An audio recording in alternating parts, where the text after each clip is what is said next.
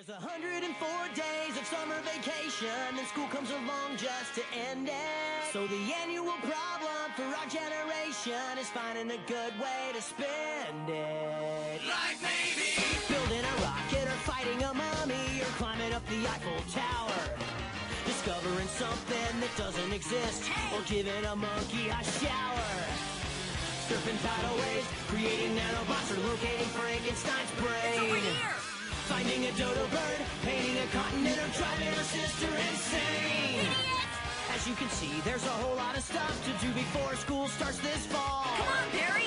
So stick with us, cause Phineas and Ferb are gonna do it all. So stick with us, cause Phineas and Ferb are gonna do it all. Mom! Phineas and Ferb are making a title sequence! Hello and welcome to episode 3 of PALCA, Podcast Organization Without a Cool Acronym. This is day 3 of summer 2016. I am one of your hosts, TFG1Mike, and joining me as usual is, I wouldn't really call him my Ferb because he talks almost more than I do, is PecanCtMichael. Hey, how's it going? It's going.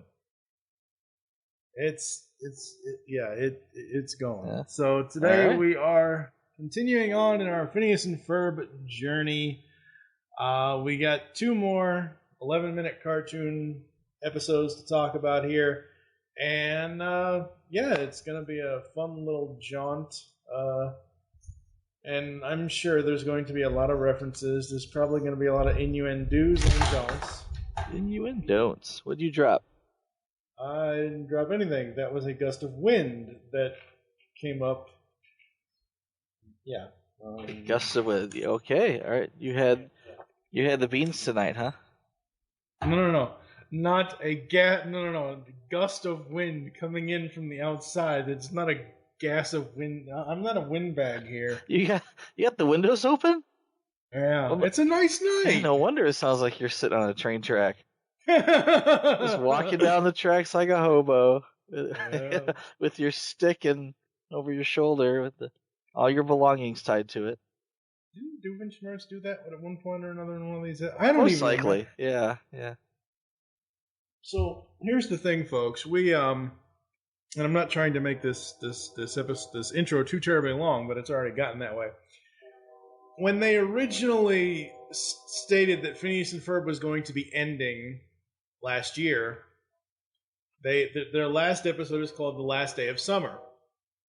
So what they did was, for a whole weekend, 72 hours or so, they reran an entire marathon on Disney Channel of the entire show from the first episode to the finale, The Last Day of Summer.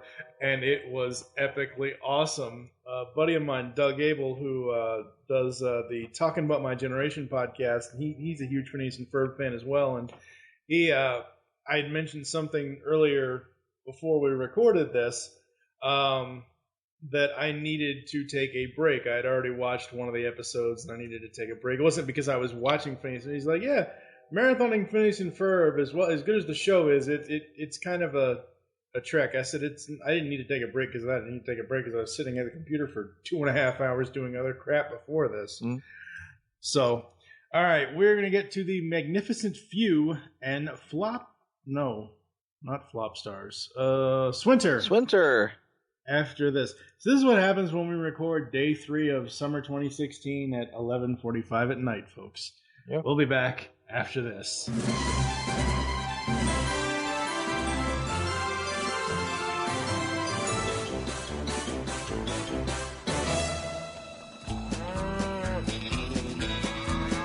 On the trail, always riding and roping on the trail. Well, them doggies are eloping on the trail. Nothing worse than bees a-stinging, except this cowboy song we're singing on the trail. The sunset's looking awful groovy on the trail. Cause they colorized this movie on the trail. On the trail. Smile, boys! Oh, you two look so cute. She means well. I'll be back in a few hours. Have fun! Yeah, right. You better not pull any of your weird stunts. Got it? Don't fret, non-school marmot. So he was like totally checking me out when Little Miss Pants walks in front of me. Yeah. So I was like, hello? And so she was like, oh, no, you didn't. And I was like, oh, yes, I did. Body sorry, buckaroos. Time to rein in those ponies. The Magnificent Few is the next cartoon we're going to talk about here on Palka. A visit to a dude ranch turns into a stampede/cattle drive through town, and the cows become acrobats at a water park when Dr. Doofenshmirtz starts an aluminum siding business by making the termite-controlling helmet to control termites. Oh, God. Yeah. Oh, God. I know it's a part of Doofenshmirtz's stick. Like, he always has to have the self-destruct button. Uh-huh. Did he really need a reverse button on the back of the helmet where he couldn't even reach it? He had, I want to say this is the one where he had 2 self-destruct buttons. Mm-hmm. And an escape hatch. Mm-hmm. Yeah. He didn't use one. Because he says, not that one. Yeah, yes, don't push that one. It's that, and there was a big giant yellow and black, like, exactly. It's like, like I said last time, Dr. Brown gave him some plutonium or something or other. Yeah, a couple of firsts in this one. With his lair, we get an escape hatch. Mm-hmm. We get the first appearance of Vanessa. Right. The intern / bring your daughter to work day. Yeah. Uh-huh. And after that, this is a giant Austin Powers homage, really. I mean, if you think about it. Oh, I'm not thinking about it. I'm confused. Okay, well, in the beginning of the episode, specifically to Perry and Doofenshmirtz, when Perry goes into the lair, he goes down the hose thing. Right. And he swims through the water, and there's a bunch of friggin' sharks with friggin' laser beams attached. The first thing I thought of was Dr. Evil. Of course. I mean, he loves his frickin' sharks with frickin' laser beams on their heads. Laser beams on their heads, yeah. Yeah. And then I believe it was Austin Powers, I think it was the second movie, Austin Powers, The Spy Who Shagged Me, where he and Agent Shagwell were stuck in a lava pit. So that's another reference to the Austin Powers franchise. At least it's what I caught. All right, sure. So Phineas and Ferb, I can't decide who is who. I can't decide if Phineas is Billy Crystal and Ferb is Daniel Stern or vice versa, because this is essentially City Slickers. This entire episode is essentially City Slickers. They so much just come out and quote the movie. Mm-hmm. Yeah. Yep. I like the cow puns. Utter goodness. Are amazing. Yeah. Utter goodness. And holy cow. She turns and says, holy cow. Holy cow. And the cow's like, whoa. That's funny. I like when Phineas is it's at the very end when they do the it's close to the end of the episode where all the cows and Phineas and Ferb are in the actual food court at the Googleplex Mall. Exactly. And they're like, oh, that was fun. And then you're like, cows, yeah. And they all start. Cows are in the food court. But the best part about that is the song in the mall. In the mall, yeah. Yeah. It'll be in the episode here somewhere. That's funny. You also, speaking of the mall, you forgot about the first appearance, or not the first mention, but the first actual showing of the Googleplex Mall. This is the first? Oh, yeah. First time we've actually seen it, let alone gone inside, but yeah. Yeah, because tomorrow's episode will have flop stars in it, and that's all about the Googleplex Mall. Yeah, they're all at the mall. The one with this episode, when they're singing about the escalator, all I can think of is poor Brody and Mallrats. That kid is back on the escalator again. That's right. Oh, I really dug this. The plot is very well. Most of these cartoons are very well thought out, and I'm trying to take the approach with this show to not nitpick it as much as I nitpick a lot of other cartoons or movies or that. And some of the stuff I'm kind of taking in stride because it's kind of hard to poke at the plot when it consists of termite invasions and cow stampedes in water parks. Yeah, that's true. Yeah. Yeah, but it's one of those things where because the two plots, because essentially it's almost like two cartoons in one. Right. Because you have Phineas and Ferb plot, and you have Agent P and Dr. Doofenshmirtz, and sometimes at the beginning and almost always at the end, they have to intersect, as you said in one of the other days. I think it was day 2 or day 1 of summer, where you had said that, well, that's how Phineas and Ferb stuff disappears, because it's something that Perry and Doofenshmirtz end up doing. Right. So I'm trying my best not to poke plot hole things into some of these plots, because I know that's the setup, that's the gag, is that the Doofenshmirtz foul-up will eventually fix and clear up the boys' adventures. Right. These dual plots are finely crafted to fishtail at the end. Mm-hmm. I don't think I've ever really realized how good a fishtail could be.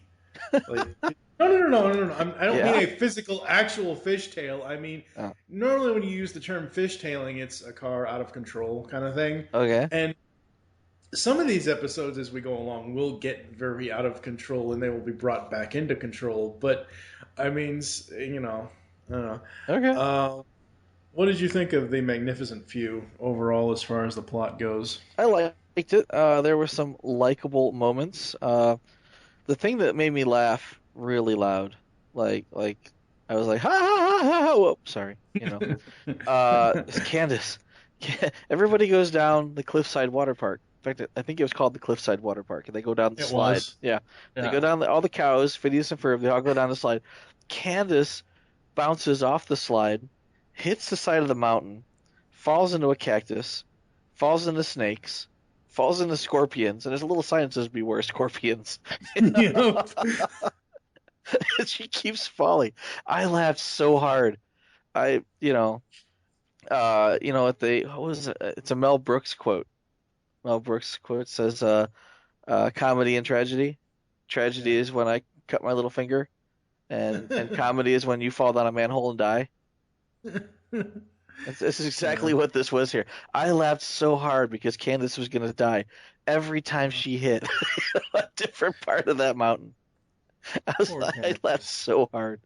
She really got it handed to her. She had a rough time this episode, and she was she was like battle damaged. We used to talk about the battle damaged, and now she had it bad. The other thing I liked is we actually got 2 curse yous in this episode. Mm-hmm. Curse you! I don't think he actually said the whole thing. It was like, curse you! And then he flew off twice. Because at the end... Termites got him. At the end, Perry turns the switch to reverse, and the termites all come back at him. And they actually pulled a classic cartoon gag with Doofenshmirtz. You don't really see it because you're just expecting to hear him say, "Curse you, Perry the Platypus." Yeah. But at the very end, he's running the roller coaster. He's running down, and the termites are coming and coming and coming, and they eventually engulf him. And he's running through the sky. It's a Wile E. Coyote kind of gag. He's running through the sky as he's saying, "Curse you," and he just fades away. But it's like, when's he going to look down so the gravity will eventually take over and he'll just... I was expecting you to compare that to Team Rocket. Here's Team Rocket blasting off again! No, he wasn't blasting off because he was just running through the sky. He was kind of blasting off. I'll do that. He never hit the ground. I don't know. I'll do that when we get to... And the only reason why I know this, folks, is because we've both seen... I've seen these episodes, a lot of these episodes, multiple times. I'll probably make a Team Rocket reference when we get to talking about the Baljeetles episode, because he actually does do it. He actually does get shot off by a rocket into the sky. Yep. All right. Good times. Oh boy. Yeah. All right. The yes we do moments. What do you got? Oh wow. I'm sorry. I already named off all the cool things because you All you right. specifically asked me what do you think was cool about this, and I thought we were on that part already. Do you have any no we don't moments? What didn't I like? No, it was a decent episode. You know, I don't know, if I were to nitpick, I'd say there was a lot going on here. I mean, you've got the city slickers, you've got the weird termite stuff going on, and then you kind of segue into the water park. You know, if I were Napoleon, where would I go? Waterloo.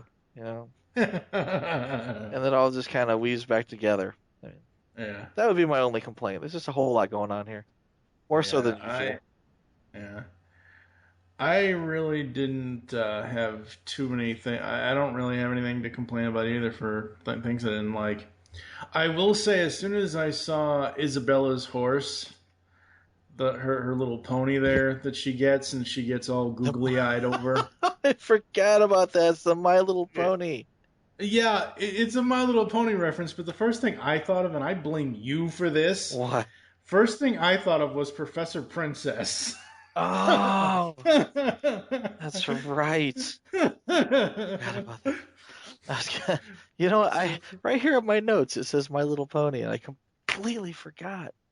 Yeah. That was funny. Yeah. Yeah, it was funny. All right. What would you rate this one? Out of 5? Let's give it a 4. I laughed really hard when Candace almost died several times. Yeah, I'm right there with you, a 4, because there wasn't anything to really, like I said, nitpick out of it. There wasn't anything that turned me off to the. There are some moments with Doofenshmirtz where his gags go on a little bit too long, I think, sometimes, or he drags them out. Is he a little long-winded this time? No, he wasn't this time. That's what I'm saying. There isn't things here in the Magnificent Few to really nitpick at. So we are gonna go have some fun. We're actually gonna go have a Swinter day, or if you prefer, it would be Wummer. Wummer, not to be confused with Wummer. I don't even want to know. We'll be back after this, folks.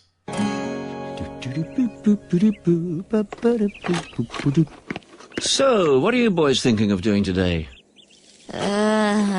We don't know. It's too hot to think. Yeah, Mum and I are getting rid of a few old things at the antique store, but I think I've got just what you need. A snow cone machine, just like when I was a kid. How does it work? Well, you pour the ice in here, you give it a crank, add some syrup, and Bob's your uncle. Snow cones for everyone. Honey, we need to go. The antique show closes in just 12 hours. Okay, kids, I'll leave you in charge of the machine, and be easy on your sister. She's been a bit on edge lately. Wow. Snow in July. That's it! I know what we're gonna do today! We're gonna need a lot more ice. What is all this? It's a snow cone. You want some? You mean crushed ice covered with blue carbs? Lame. Maybe Perry wants some. Hey, where's Perry?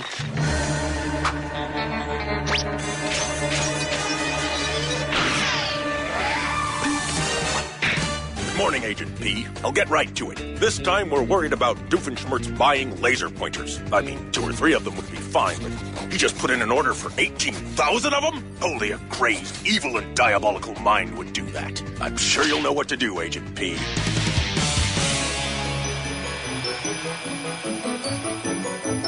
Hey, Phineas. Hi, Isabella. What you doing? We're making Swinter. Swinter? It's a unique and logic-defying amalgam of winter and summer. So, what do you prefer? Do you prefer Swinter or Wummer? Wummer rhymes with Hummer. Preference made. There's a bad BJ joke in there somewhere, folks, but I'm not going to make it.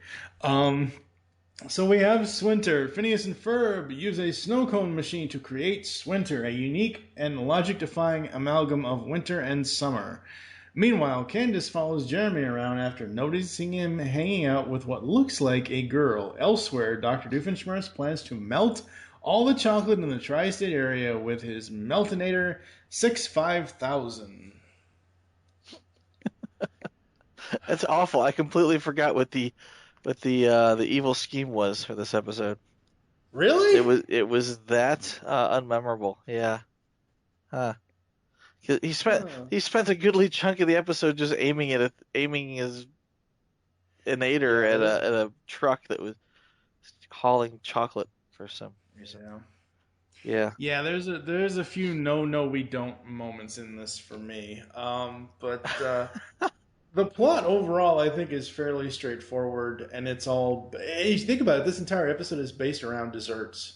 Because let's face it, snow cones are a dessert. They're, a tasty summer treat, and obviously anything to do with chocolate, unless it's wrapped in bacon, is a dessert. Especially if it's wrapped in bacon. No. That's dinner time fare? Is that what you're saying? No, it's a bad thing. It's something that should never be done. It's not dessert. It clearly belongs on the breakfast table. Right next to your chocolate-covered pancakes. Your chocolate-covered chocolate. Ugh. All right. Yes, we do moments. 18,000 laser pointers. All the dogs and cats better watch out. That's all I can think of with laser pointers is, because let's face it, folks, laser pointers were a very 90s thing, mid to late 90s. Like, I haven't seen anyone with a laser pointer in at least 15 years or more. That's because they outlawed them. Yeah. People were, blinding jet pilots. Yeah. I don't even know how you do that, honestly. Yeah. How do you, jets flying by, how do you shine a laser pointer at a jet and get the pilot in the eyeball? I mean, unless you're flying in front of the jet, I don't see how that would happen. Unless you're riding on Perry the Platypus's jetpack. Exactly. Yeah, I don't see how that's going to happen. If they're on a jetpack. But I mean, seriously though, 90s, the laser pointers were all the biggest rage for teenagers and kids and everything else like that. And it's outside of parents saying, you'll burn your eye out. It's like Ralphie all over again. You'll shoot your eye. You'll burn your eye out. It's like, oh my God. But the only thing we ever really did with them, the only thing I ever really did with laser pointers was I would drive pets crazy. Do dogs care about laser pointers or just cats? Because my cats are all about the laser pointers. But we've gone through several laser pointers. Please tell me you did not have 18,000 laser pointers in your Transformers closet of toys that you haven't opened yet. No. I've only got 3. They're floating around the house still somewhere, probably in junk drawers or something. But the cats love them. The dogs, I don't think they care. They're like, hey, what's that? Yeah, I don't care. Perry drawing Major Monogram. Now that's funny. It's just doodling in his notebook. Yeah. Water balloons that turn to ice. I thought that was hilarious because it's warmer and all that. And Candace and Vanessa kind of have a first meeting. It's not too terribly long, but they kind of have a first meeting here. She made a little cameo on the ski lift. Yeah. Yep. So, what about you? What did you like about this one? Richard O'Brien. I like him. Mm-hmm. Give it a crank and Bob's your uncle. It's just like, Rich, she's just everyone. Exactly. It's like, oh man, you kill it. You can have one line and you absolutely killed it. Mm-hmm. Then I was gonna say the next episode, he snores through the whole thing, still killed it. It's just, that's how awesome he is. Yeah. I like the Schmertzograph. Yeah, that was funny. The Schmertzograph. Yeah. I'm doing those at work from now on. I'm not doing any other graphs other than Schmertzographs. Let's hope your popularity isn't at an all-time low. With a big arrow going straight down. Oh. There was some really, some funny Doofenshmirtz quotes. Especially he says, "Note to self: my evil deed for tomorrow: fire the maid." Fire the maid, yeah. I mean, that's pretty evil, man. That's pretty low down, dirty evil. And he says, This made me giggle. He says, Perry, how did you ate your own hiney? Yeah. He chewed up. I don't know, he somehow like turned upside down and ate his backside. Just makes me giggle. Oh man. See, at first I thought it wasn't gonna be. I mean, I knew kind of from the laser pointers at first, but when I first saw this episode the first time, not for this podcast, but when it first aired or when it reran or whatever else, when he makes the joke of after Perry is splashed in the brown stuff, he's like, "It's not what you think," because I think everyone would have thought it was a giant pile of shit. Right. It's chocolate. It's just chocolate. Yeah. It's my special recipe for quick hardening chocolate. And he actually shows the process of how he makes the chocolate. And he puts fish in it? This is a fish. I know. What the hell is that? That's what makes it harden. It's like magic shell. Sushi scented magic shell. Oh boy. That's just wrong. I know. All right. On that note, no, we don't moments. The antique show closes in just 12 hours. What the hell? Come on, Linda. What the hell? That's what they like. They're old people, I guess. Yeah. Well, they're not old people. They're unique people. But the fact that she's worried about them being late to an antique show that closes in just 12 hours. I know that's the joke, but I mean, come on. It'd take a while to get there. Yeah. Wait, he fired the meltonator from the top of his building the first time when he first fires it to melt the chocolate shop. Uh-huh. But now when he first reveals it, it comes out of the sewer. What the hell? That didn't make the placement of the Meltonator 65000 made no sense to me because it's in multiple places at multiple times. It's a viable opinion. Really, I'll take that. Yeah. This really isn't a bad thing, but Lawrence has Mr. Fletcher has the line at the end. I wish you would have let me buy the larger cuckoo clock, and it's a good thing she didn't let him because holy crap, that cuckoo broke the back window. It's a hell of a cuckoo. I don't want to know what the hell the larger one would have done to their house. What about you? Anything you didn't like about this one? What didn't I like?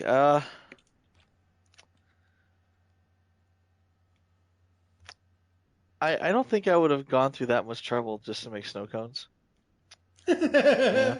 I was kind of upset that they didn't get the rights to Snoopy for this one.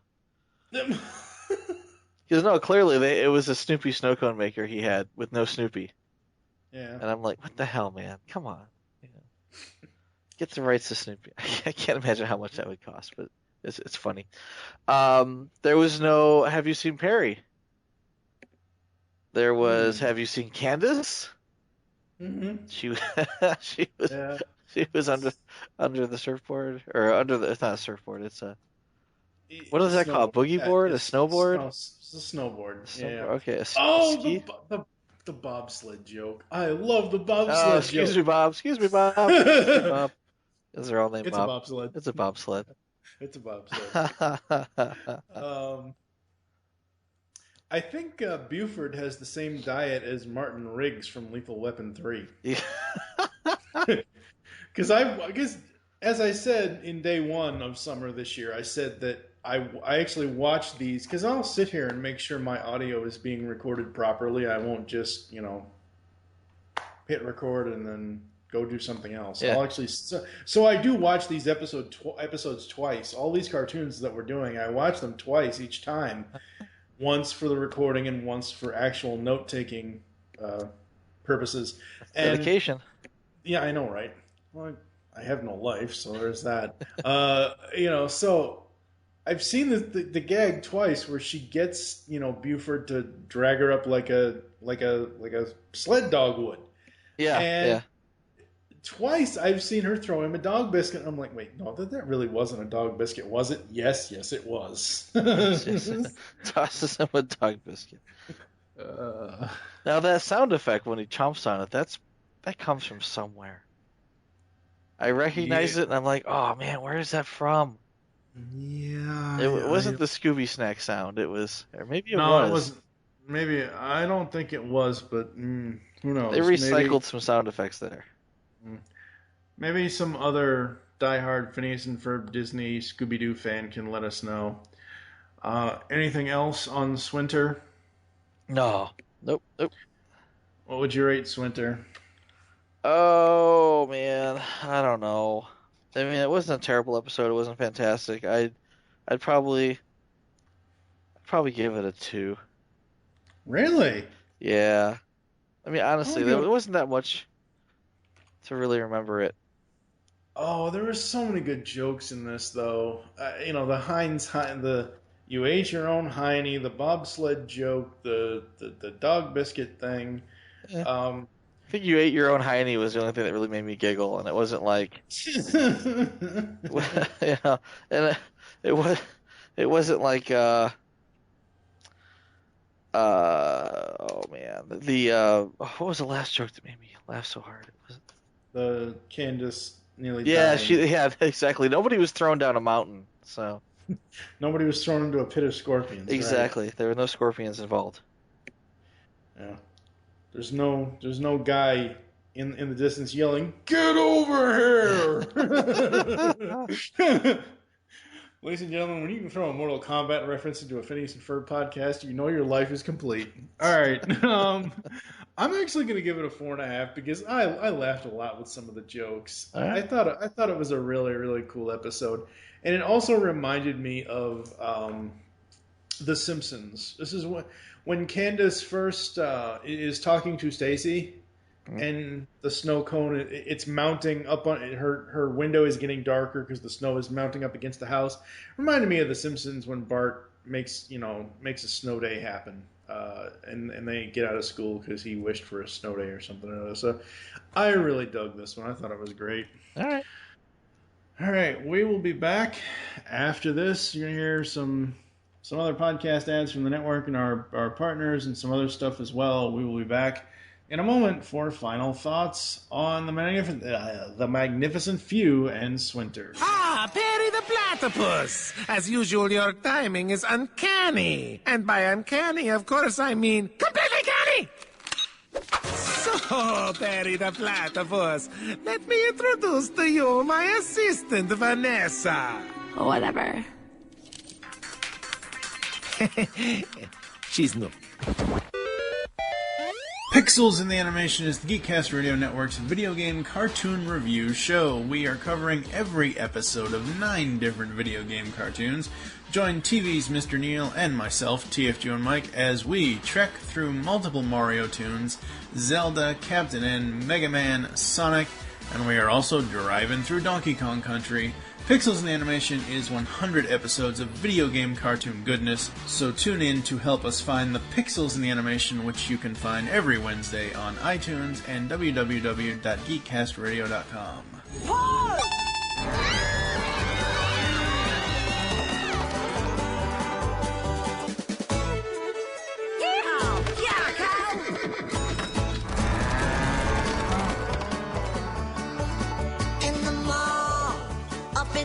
Escalators in the mall.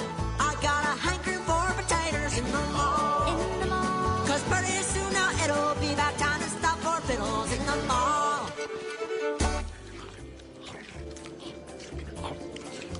Well, that was delicious.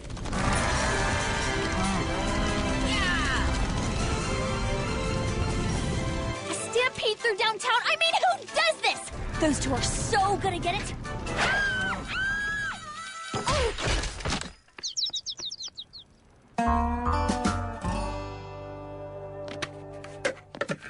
I am shocked and dismayed. Well, now you can't be both. You be shocked, I'll be dismayed. Coming in 2016, Steve Megatron and myself, TFG1Mike, bring you a brand new TV review show. Welcome to Podcaster Meets World. That's right, we're launching a Boy and Girl Meets World review podcast here on the GCRN. It'll take us 70 episodes of the podcast to review all 158 episodes of Boy Meets World.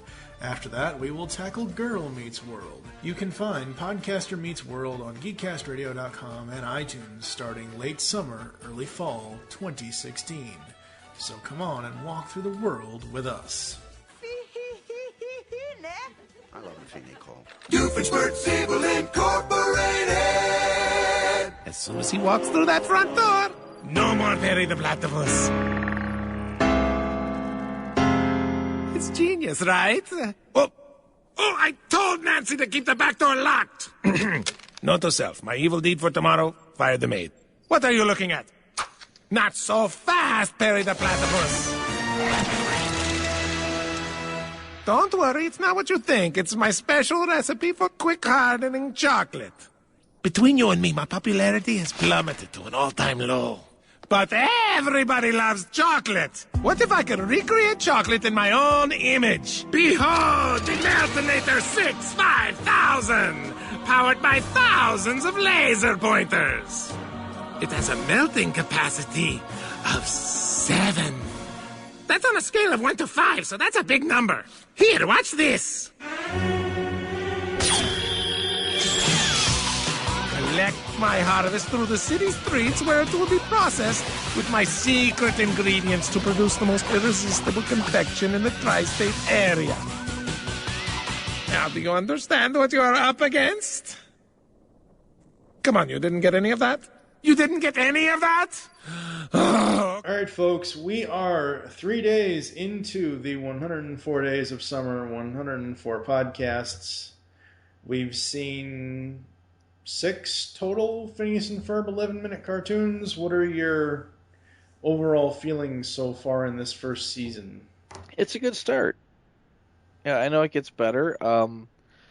Chrissy actually set the Phineas and Ferb episodes to DVR, and I've got the Third Dimension and the Star Wars episode DVR'd now.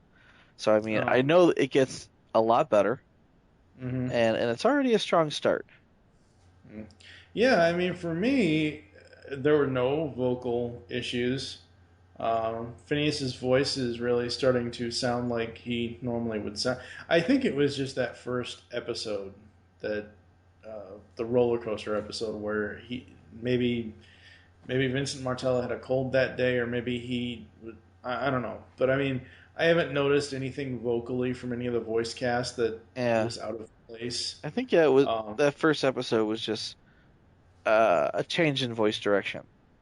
It's like that's how they wanted to start it, and then somehow, well, maybe you should do this instead, or maybe he's just a little too forceful, or maybe the cadence is wrong.